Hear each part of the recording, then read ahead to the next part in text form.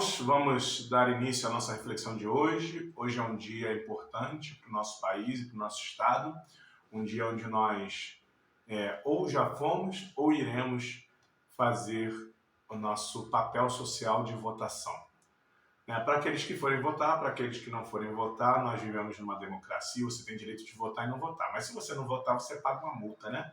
Então, você leve isso em consideração quando você for tomar a sua decisão de ir ou não. E a minha oração é para que você possa tomar uma decisão baseada no teu relacionamento com Deus.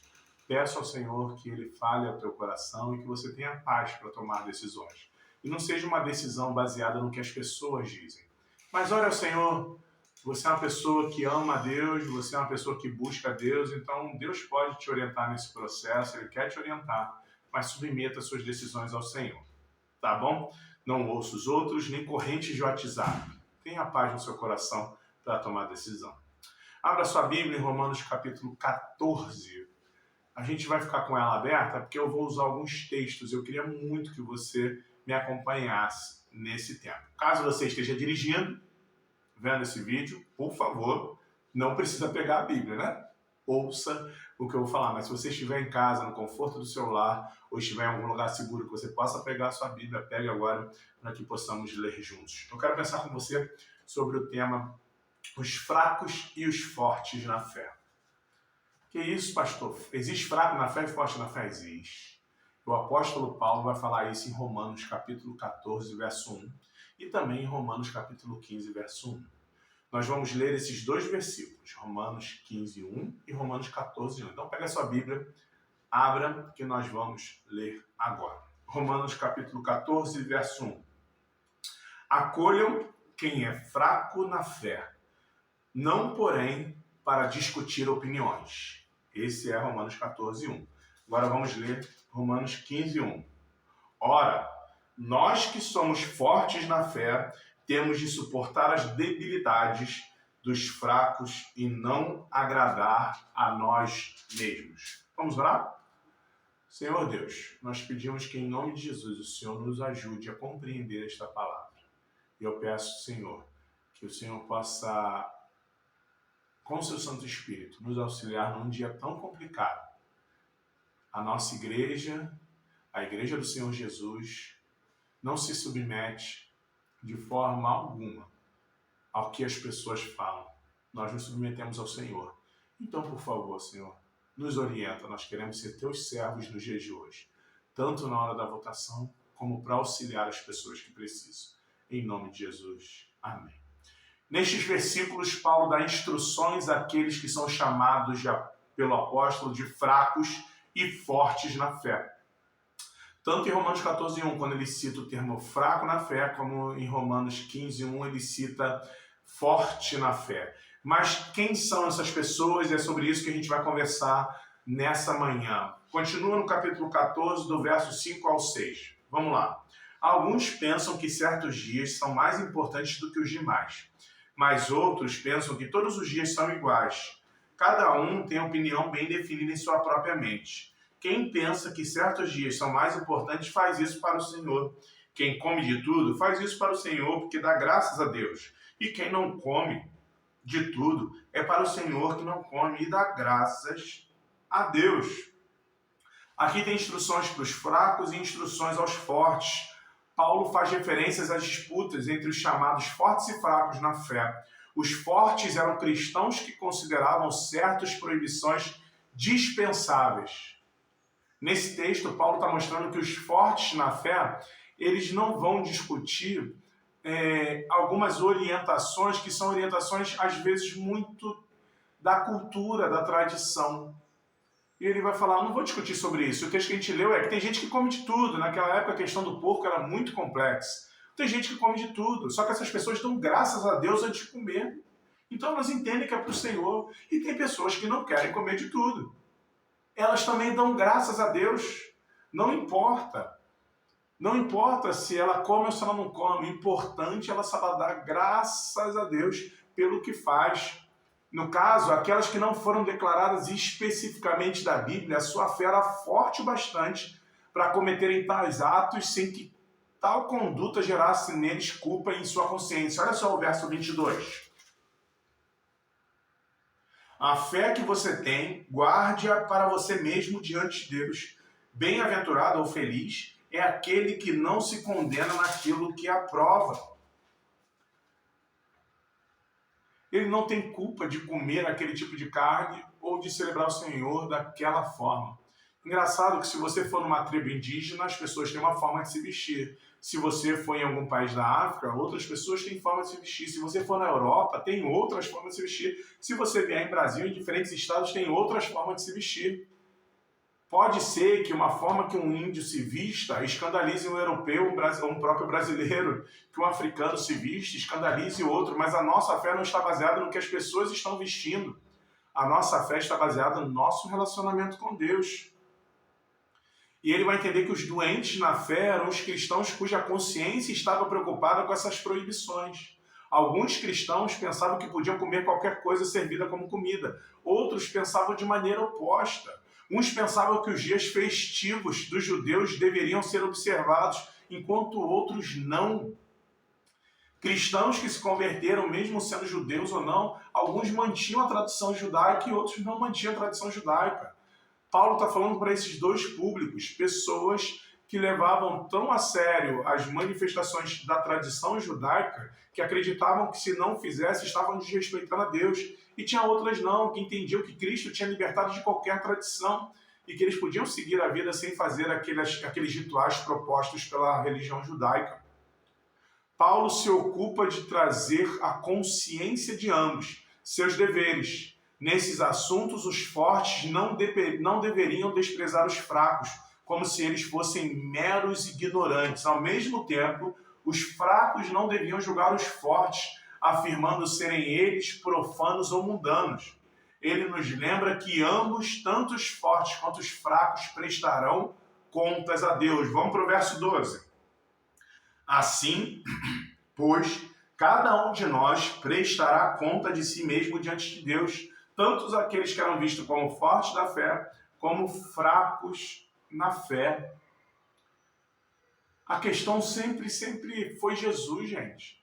A questão central é Jesus. Existem pessoas que vão manifestar a sua fé de forma diferente. Existem pessoas que vão estar mais presos à tradição e outros mais presos à cultura e outros vão ser mais livres. Mas a questão é, eu não devo julgar uma pessoa porque ela é uma pessoa mais presa à tradição ou não.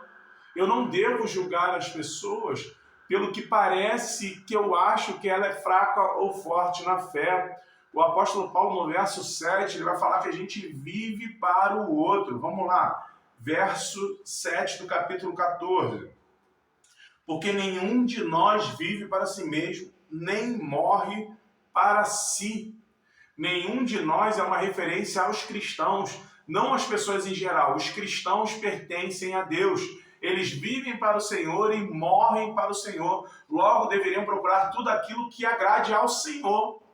Enquanto eu estou preocupado em julgar o outro, né, no dia de hoje, estou preocupado em julgar em quem a pessoa vota, se ela é esquerda, se ela é direita, se ela é do centro, isso não é problema meu. O importante é que eu busque fazer a vontade de Deus.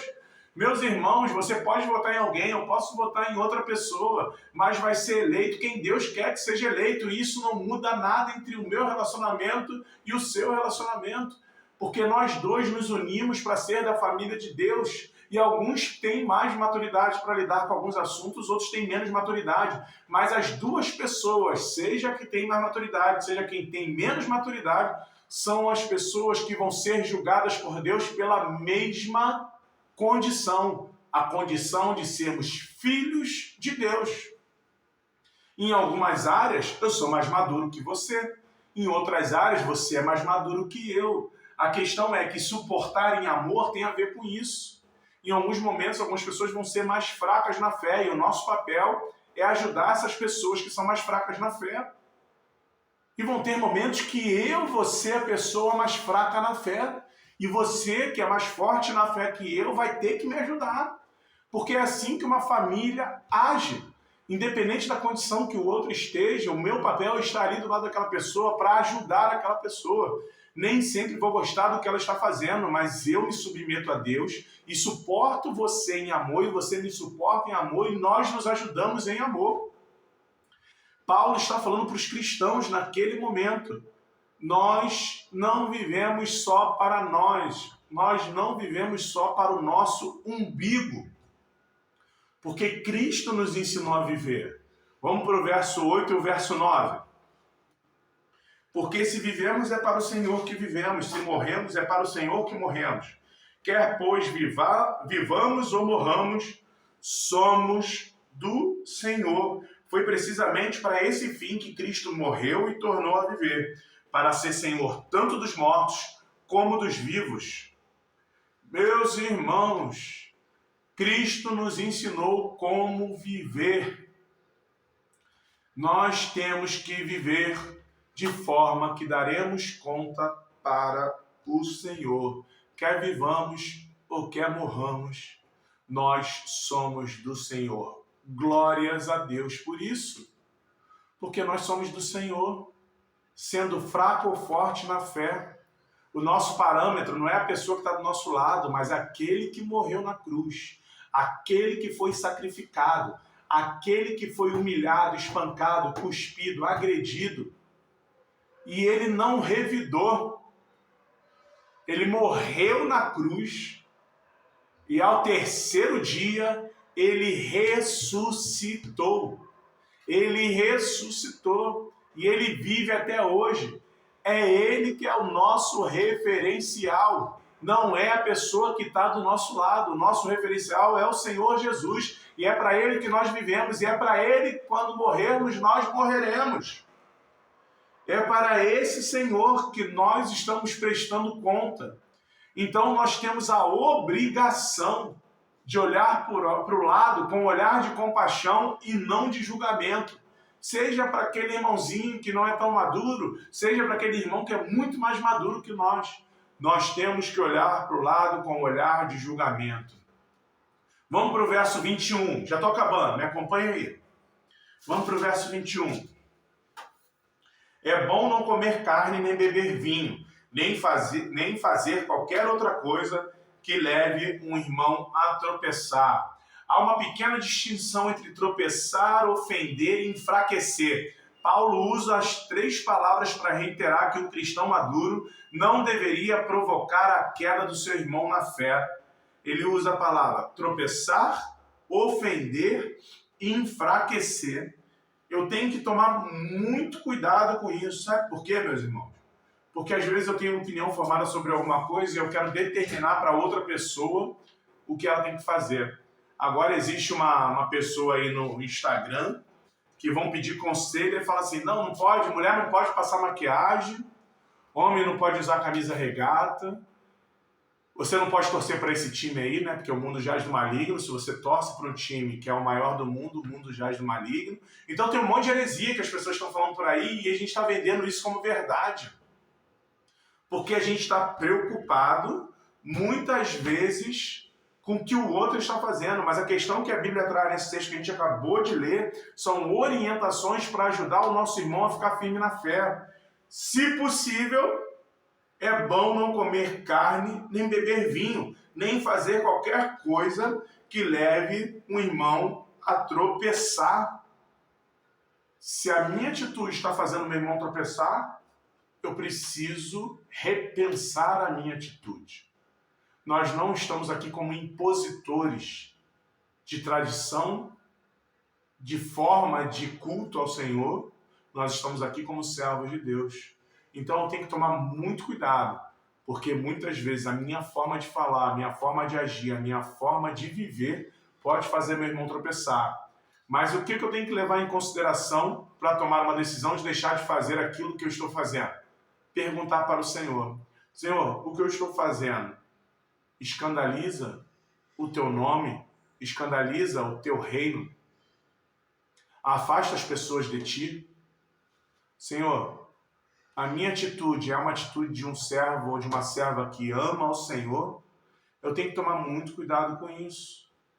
Porque nesses textos que a gente leu, o verso 12 também, ele vai usar o termo, assim, pois cada um de nós prestará conta de si mesmo diante de Deus. No verso 13, portanto, deixemos de julgar uns aos outros. Pelo contrário, tome a decisão de não pôr tropeço ou escândalo diante do irmão. Escândalo, tropeço, julgamento, palavras que são faladas para a igreja naquele momento por Paulo. Cuidado para você não julgar, cuidado para você não escandalizar, cuidado para você não causar o tropeço. Vivemos num tempo onde todo mundo acha que tem que dar opinião de tudo. Mas a igreja, nesse momento, não tem que dar opinião. A igreja tem que perguntar qual é a vontade de Deus. Se você é cristão sincero e entende que o Senhor é o Senhor da sua vida, pergunte para Ele qual é a sua vontade para a minha vida. Para terminar, meus irmãos, eu acredito que quando os seus princípios e os meus princípios e valores são submetidos ao Senhor, o Senhor é celebrado, mas também o Senhor celebra, porque a sua igreja está fazendo aquilo que Ele mandou. Não caia nas armadilhas do diabo e ache que você é melhor ou que você é pior que o outro, porque é isso que o diabo está tentando fazer na igreja. E usando a política para isso hoje. Usando a política para falar que uma pessoa é fraca na fé, que uma pessoa é forte na fé, que cristão não vota em fulano de tal. O diabo conseguiu jogar essa semente dentro da igreja. Meus irmãos, aqueles que são fortes na fé, sejam maduros e aprendam a lidar com aqueles que são fracos na fé. Aqueles que são fracos na fé, busquem a maturidade e procurem pessoas cheias de fé para te ajudar. Mas não ande sozinho. A igreja é o lugar onde eu e você não devemos nos sentir sozinhos. Devemos nos sentir acolhidos. E a discussão, o escândalo, o julgamento e a pedra de tropeço não trazem alegria e nem oportunidade de estarmos bem acompanhados. Por favor, meus irmãos, amemos a Deus sobre todas as coisas.